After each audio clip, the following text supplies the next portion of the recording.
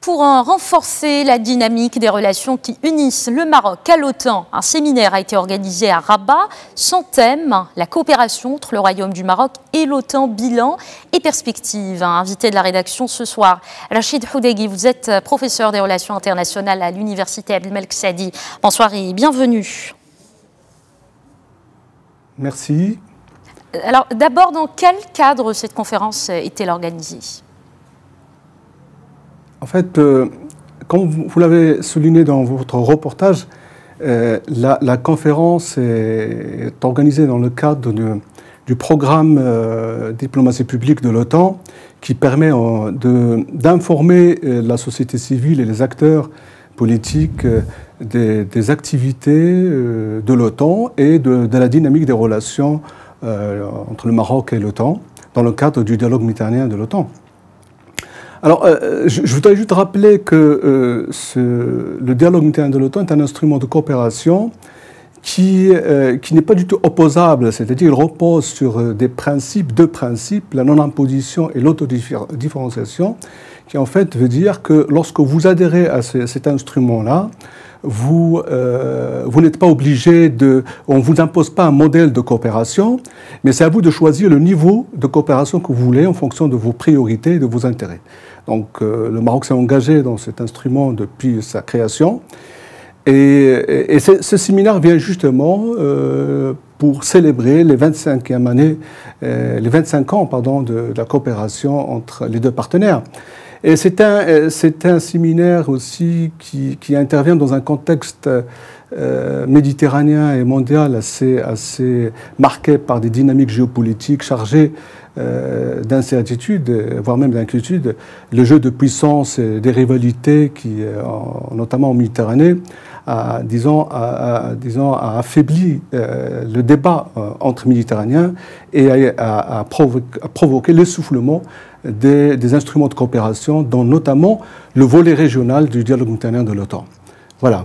Alors, professeur, le Maroc et l'OTAN, on le sait, entretiennent une coopération multiforme, une relation privilégiée tant au niveau bilatéral que multilatéral. Quel bilan peut-on faire de cette relation qui lie le Maroc et l'OTAN, vous l'avez bien souligné, depuis un quart de siècle ?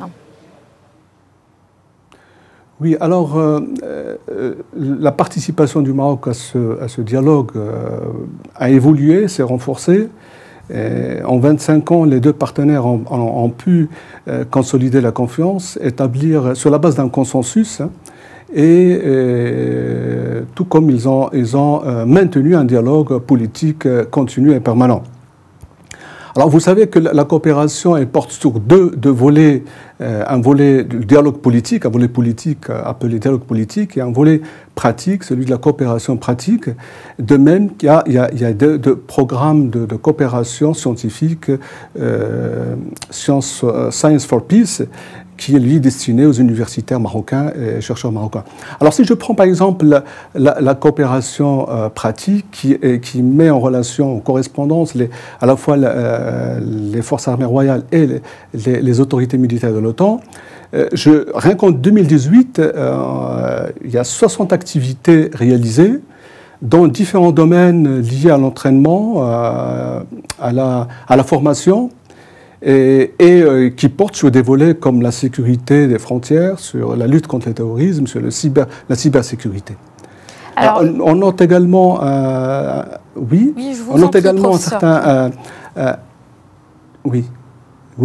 donc on note également un certain nombre de l'augmentation des postes de stagiaires à l'endroit des cadres des forces armées royales, tout comme on note aussi la participation active des autorités militaires marocaines aux opérations, à certains exercices militaires et à des entraînements militaires, qui vient en fait renforcer l'interopérabilité à la fois technique et militaire et humaine qui est tout à fait nécessaire pour renforcer les capacités d'action de l'armée marocaine. Et quand je dis interopérabilité, c'est-à-dire la capacité d'interagir dans une situation opérationnelle. Voilà. Et donc c'est une valeur ajoutée qui est un acquis à consolider. Et justement, cette conférence est venue pour essayer de consolider, réfléchir comment consolider ces acquis et en même temps essayer de trouver des réponses efficaces aux incohérences et aux certaines limites de cette coopération. Explorer aussi les nouvelles fenêtres d'opportunité pour améliorer la coopération. Voilà. Alors, professeur, vous avez dressé le bilan, parlé des différentes réalisations. Quels sont maintenant les grands défis et perspectives dans le cadre de ces relations qui unissent le Maroc et l'OTAN? Alors, moi, pour les perspectives, je voudrais qu'elles sont intéressantes en termes de... là, je voudrais d'abord rappeler une chose, c'est que le dialogue, vous l'avez souligné, il est à la fois un dialogue qui est basé sur deux dynamiques. Une dynamique bilatérale, c'est OTAN plus 1. C'est autant Maroc, autant Tunisie, autant autres pays.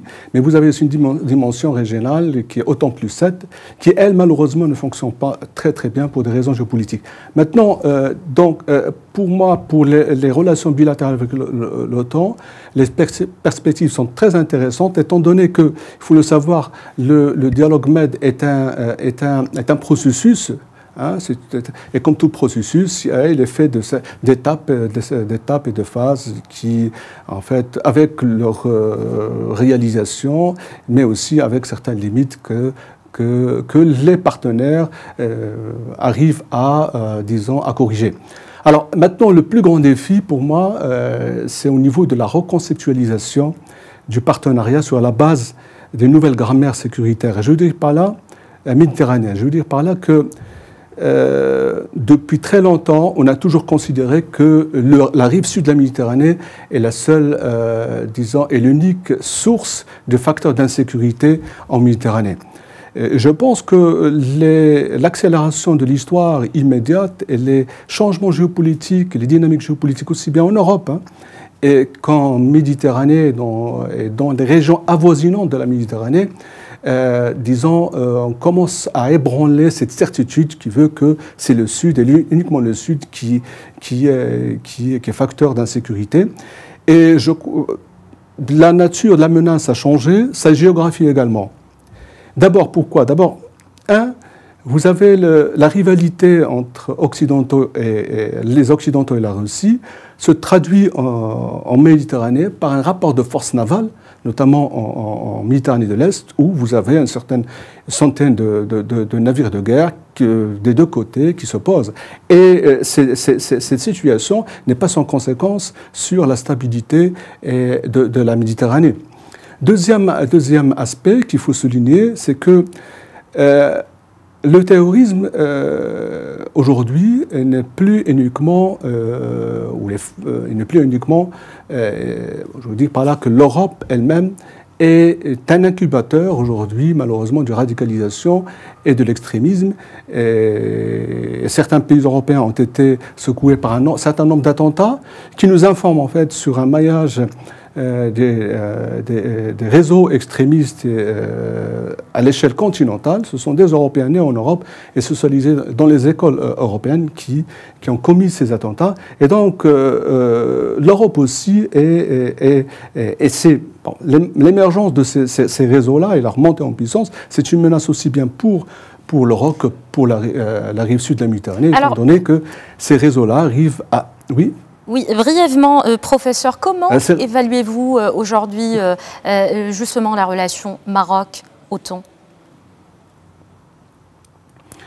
Moi, l'évaluation que je peux donner, c'est une évaluation positive. Le Maroc, d'abord parce que, comme je l'avais souligné, le Maroc s'est engagé dans ces relations. Les relations avec l'OTAN, c'est une constante. C'est une constante de sa politique étrangère.